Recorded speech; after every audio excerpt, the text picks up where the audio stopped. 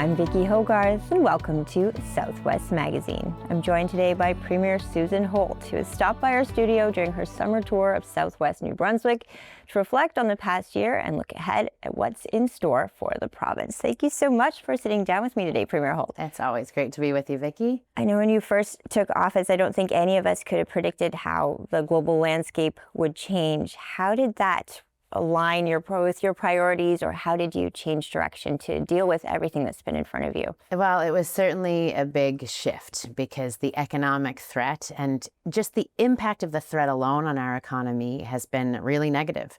It's impacted GDP growth forecasts. That impacts the revenue the province gets to deliver on our commitments on healthcare and housing and education, and it generally has taken up a lot of our time and attention. You know, I've spent a lot of time with the premiers and prime ministers and now governors and senators when I had imagined I would be spending more time in New Brunswick. But it's necessary. We have to defend our province, our economy, our workers, our entrepreneurs. We need a growing and healthy economy to support a healthy population and society. So it's been a shift from what we imagined this time last year, but it's a serious threat that needs attention.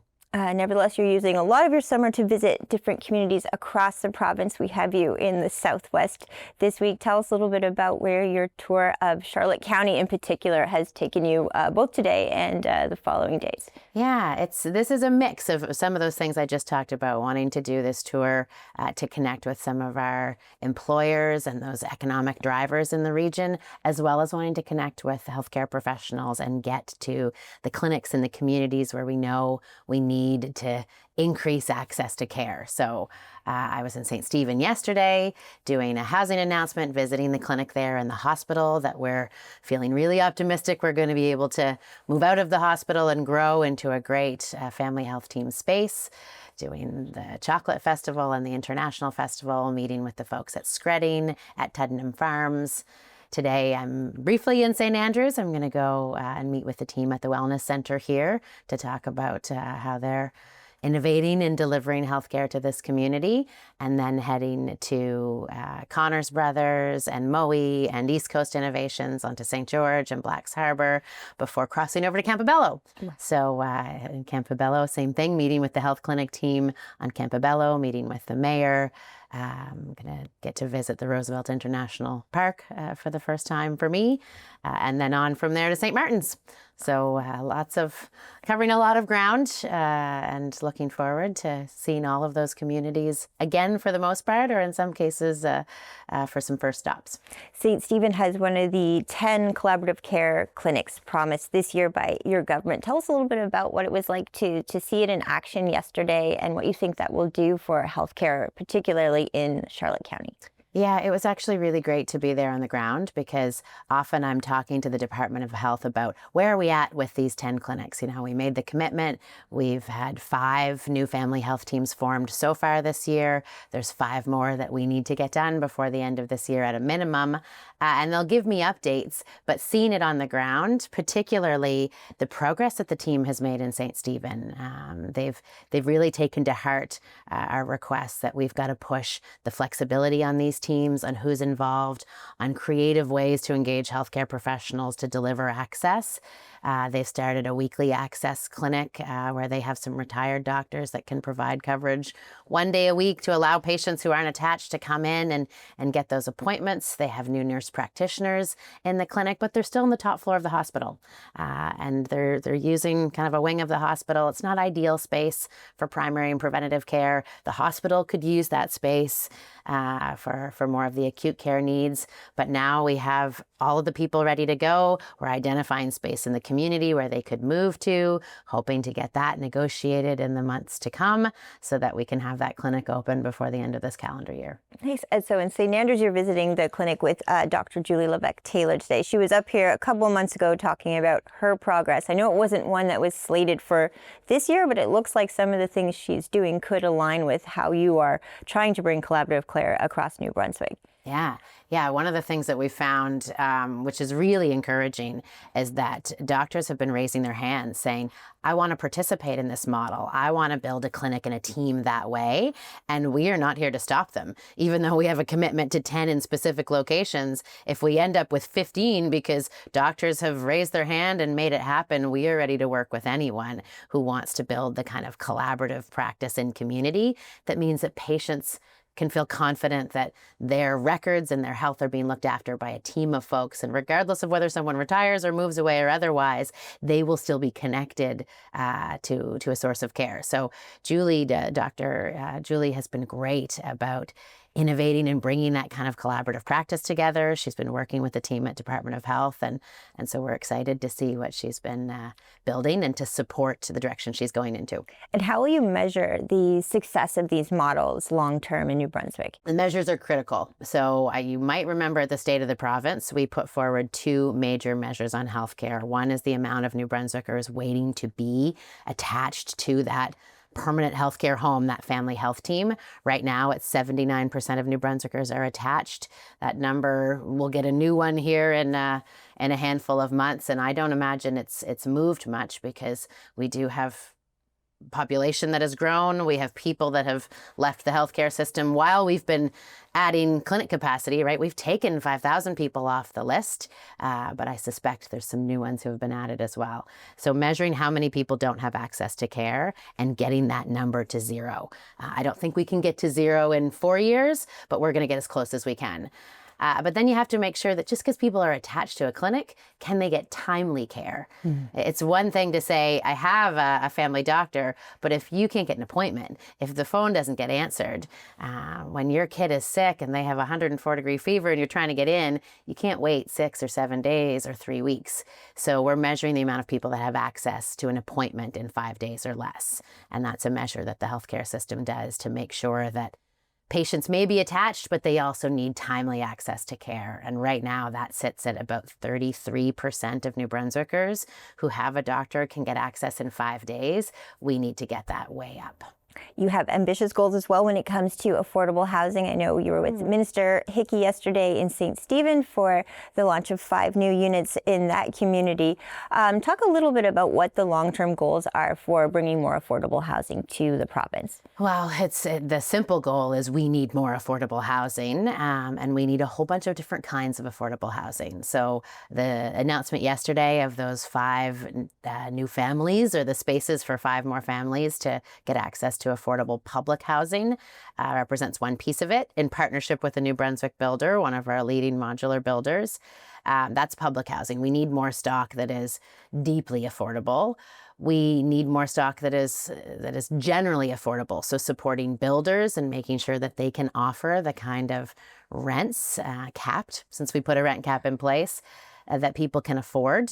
We've taken the 15% off the cost of building multi-units to try to get more development happening. And we have a direct-to-tenant subsidy that covers the gap between maybe the market rent and what that family can afford. We increased that by $21 million.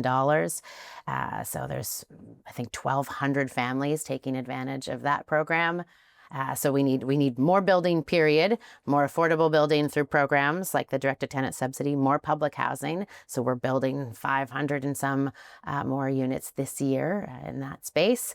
And then we need to do more, right? We need to be looking at all the different options in our housing stock and how we can build supported housing, accessible housing, and we're doing that in partnership with community groups, not-for-profits, municipalities, everybody that wants to be a part of it. What's working when it comes to rural communities? Are these modular homes one idea that makes it easier to bring housing to areas where it might be hard to convince a developer to make a big impact?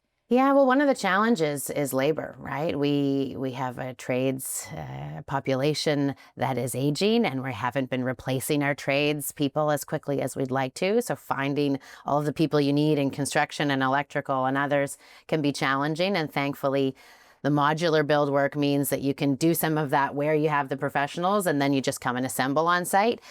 So it takes some of the pressure off of the hunt for available trades folks. and that means you can prepare it somewhere and set it up somewhere else. And actually, you should go and check out the Build by Supreme in St. Stephen, because it's really beautiful. They have an accessible single floor family unit on one end, and then 4 others that are 2-story. It's really, really beautifully crafted, but it also lets us build 12 months of the year. Obviously, we can't be laying down on a job site on January 1st, but you can do all of that in a warehouse so that it's ready to go, and helps us move more quickly, because we have to move faster. We have to move faster in addressing the housing crisis. Too many people are having a hard time paying rent. I know you get asked this a lot, but with many ambitious goals, do you still feel on track when it comes to the budget and keeping the budget balanced? I'd love to say yes, but the economic pressure has been tough, and even more so right now with the softwood lumber tariffs that have gone up with one step and are going to go up even further, and that's really going to have more negative impact on our revenues and on our economy than we had forecast back in February. And there's so much need, right? Like we are trying to be as efficient as possible. We're trying to squeeze out those savings everywhere, but there's so much need in our healthcare system. There's so much need in our education system. And we're trying to make those investments for the long term that will make both of those systems less expensive over time. So we'll have a Q1 update on where the numbers are, but we've been hammered by both the U.S. tariffs, the threat of tariffs, the softwood lumber tariffs, and it hasn't improved our economic performance. It's made things worse than we imagined in February. What have been, with the global trade war, the biggest challenges to overcome? Oh, well, the challenge is the uncertainty. Right? We have a very unpredictable neighbor and president who says one thing one day and something different the next. It's created a real sense of unease. And this was our largest economic partner for almost all of New Brunswick's exports, whether it's seafood or agriculture or lumber or energy products or more. And that's really evident here in this community, right? Folks do a ton of business across the border. And that's part of it's good for us. We get the most efficient things from the people who can deliver it most affordably. But everyone now wants to buy Canadian and find ways to buy Canadian, and that's great. But sometimes that means it's more expensive at a time when affordability is a crunch. And so everyone's wrestling with this unease and uncertainty. The economic climate is frozen. People aren't making big investments.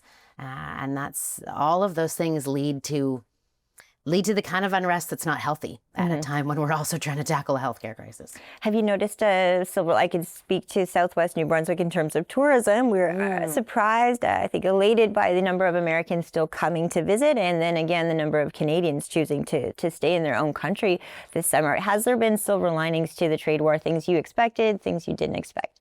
Yeah, I appreciate the question, because there are. It can be easy to focus on the negative and how serious it is, but there's been a great sense of unity in New Brunswick and in Canada.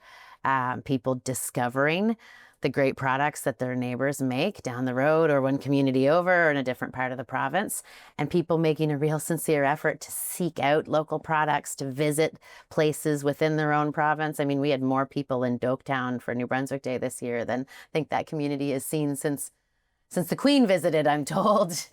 And we're seeing that here in St. Andrews and in the Southwest, a real increase in tourism that we hope is sticky, and that those people will come and stay year over year.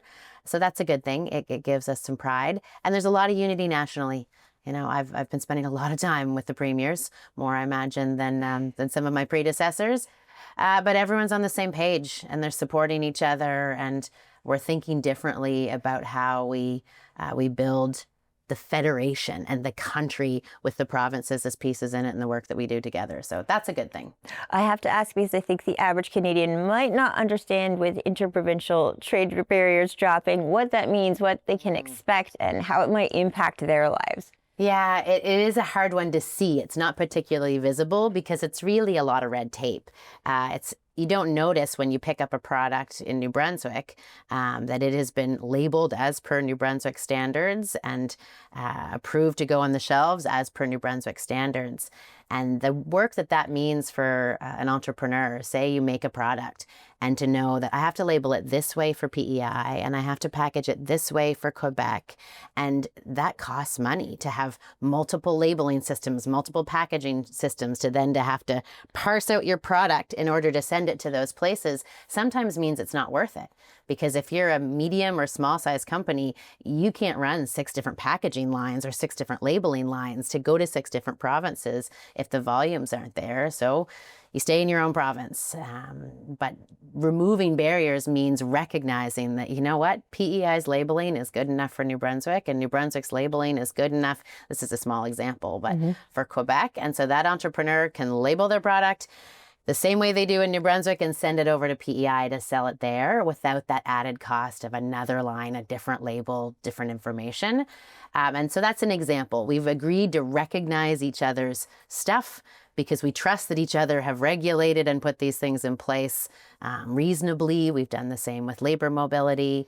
And so it means goods will be able to flow more smoothly and entrepreneurs will have to do less work. We'll have less sort of red tape and burden in order to approach markets in the rest of the country. So you won't see much as a consumer other than maybe a wider array of products or the fact that your favorite New Brunswick entrepreneur now can send their stuff to neighboring provinces in a way that's much more cost effective than it would have been before. I think the last time we sat down for half an hour was around Christmas time. And I think back then even, and it doesn't feel that long ago, but another thing we couldn't have predicted was the rise of Prime Minister Carney back then. How has working with him gone for you? And do you align on certain things, have differences in other areas? Yeah, it's been interesting because you're right. It wasn't something I would have predicted in December, but prior to the previous Prime Minister's resignation. It's been interesting to see the way that Canadians have responded. I think it's what we talked about before. There was such unease and uncertainty because of Trump and his tariff threats and his erratic behavior that having Mark Carney come in with his very calm, very steady style. He's pretty technical. He's not interested in bombastic statements or slogans. He just said, I'm coming in to get this job done. And I think Canadians found that reassuring. And premiers have found it the same way. He comes to the table with a clear agenda. He shares a lot of information. That's something that's really refreshing for the premiers, is that when he speaks on something the federal government is doing, he gives us the meat. He manages a meeting well. That's a good thing because we're a lot of talkers around that premier's table, and he can manage that meeting well. So I'll be interested to see how he settles into the job, because there's more to tackle than just this massive economic threat from the U.S. But he's obviously well built to do that, and we're lucky to have Dominic LeBlanc, who's the Premier's right-hand man, or Prime Minister's right-hand man, who has a deep understanding of New Brunswick, who's always advocating for New Brunswick and making sure that our priorities are top of mind for the Prime Minister. I do the same thing, and I find that he's open to listening to us. He's interested and understanding of the fact that New Brunswick is different. We're unique. Our needs are different. Our economy is different. And we saw him act on softwood lumber in a way that was what we were looking for, urgency in terms of the response for our forestry folks. And so I think he started off well. I think we've got a good energy around the table with the Prime Minister and the Premiers, and we'll see how it continues to play out. When you're looking ahead at New Brunswick's economy, how do things like critical minerals factor in? What are you thinking about in the years ahead? Well, this is it. We really have to do everything we can to grow our economy because we need that growth to allow us to do what we need to do on healthcare and on housing and on education. If we don't want to just generate large deficits, which I don't want to do. I want to provide people health care, but I want to have an economy that is growing. And so we've been looking for opportunities. Where in New Brunswick do we have resources, assets, capacity that are underutilized, that we think that we could develop to create good paying jobs, new economic activity? Critical minerals is one of them. We have minerals here in New Brunswick that go into batteries, that go into solar panels, that go into the coating that you put on a wind turbine blade, that are needed for defense products. And so that's a place where we think Canada and the world is going to be spending a lot more. And so we have these resources that the world needs and wants, whether they're going into the digital economy, the green economy, or the defense economy. And we want to put them to use in Canada's interest and in New Brunswick's interest. We used to be a mining community. So I think one of the original mines was down in the southwest. If you know the Copper Mine Trail at Fundy National Park, I think there's still a pipe where they used to drop dynamite in a good old-fashioned form of mining. We don't do it like that anymore, right? We do it in partnership with First Nations. We do it with strict environmental regulations. But mining is in our history and our roots, and I think it's an opportunity for us to grow our economy. So that's one.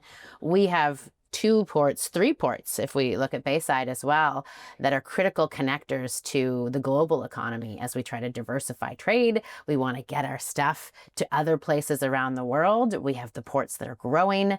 The Port of St. John is growing like wildfire. I was just at Skredding, who uses the Port of Bayside to get their amazing products out to Newfoundland, and opportunities to reach more markets with investment in those ports and allow us to export more of our agriculture, our seafood products that New Brunswick is known for. So I think there's opportunity for growth there. The defense sector is another one where we see lots of federal investment, and New Brunswick has expertise in how to train defense folks, how to build up a military. We do that in Gagetown and Armukto. And then there's all sorts of technology companies that surround how you build up a modern defense organization that we see opportunities for growth. So the good news is there's lots of opportunities for growth out there. New Brunswick has a lot of what the world needs right now. We just have to be ready to unlock it and move as quickly as we can to see the benefits of that growth that'll allow us to deliver the services New Brunswick expect from their government. I know we still have a month left of summer, but I will be a Debbie Downer and talk about fall. But when you go back to the legislature, do you have your priorities in order? What will you be focusing on as you sit down again? Well, I don't want to sound like a broken record, but health is our #1 priority. And we're working right now to make sure that we have the right contracts in place. We're negotiating with the Medical Society to get the right kind of compensation and practice models in place so that we can drive those changes. We're working with the Nurses Union to get the right working conditions and contract in place with nurses so that our healthcare professionals are getting cared for by their government so that they can care for New Brunswickers. We have a lot more work to do on mental health and supporting people in community with mental health challenges, addiction challenges. That connects into people experiencing homelessness, some of the security challenges that communities are tackling, but all connects into that health priority of needing to change how we deliver health and legislation around it.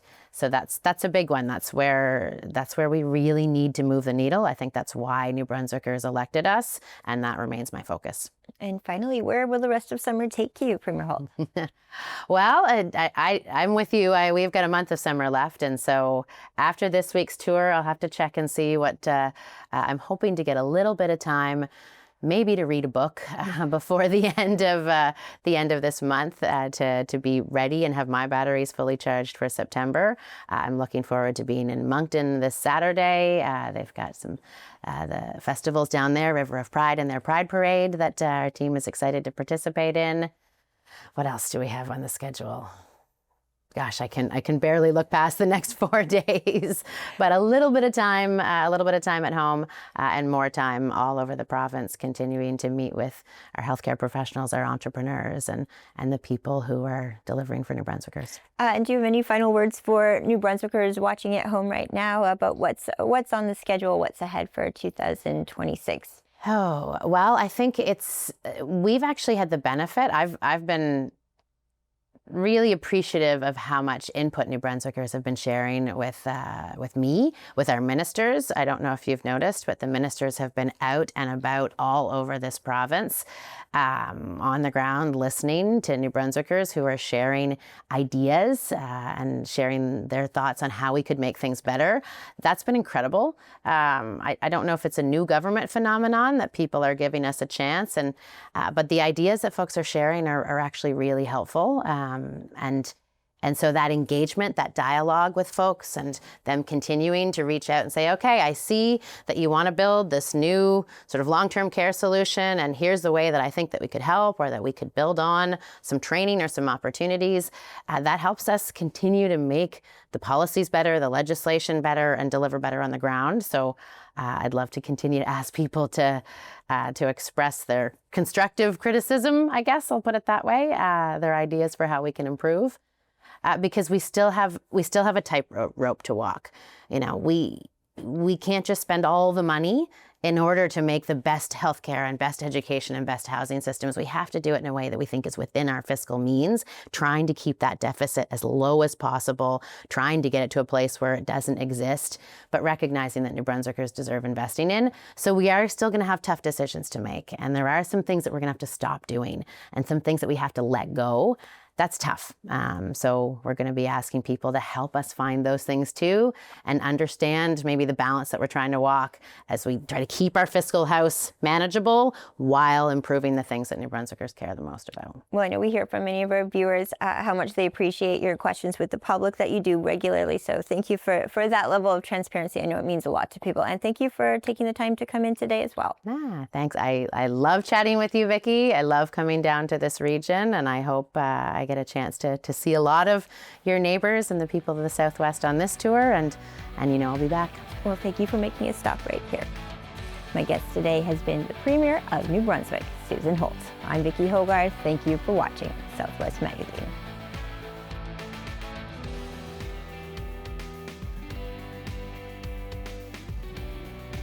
Southwest Magazine is a news and public affairs production of CHCO Television.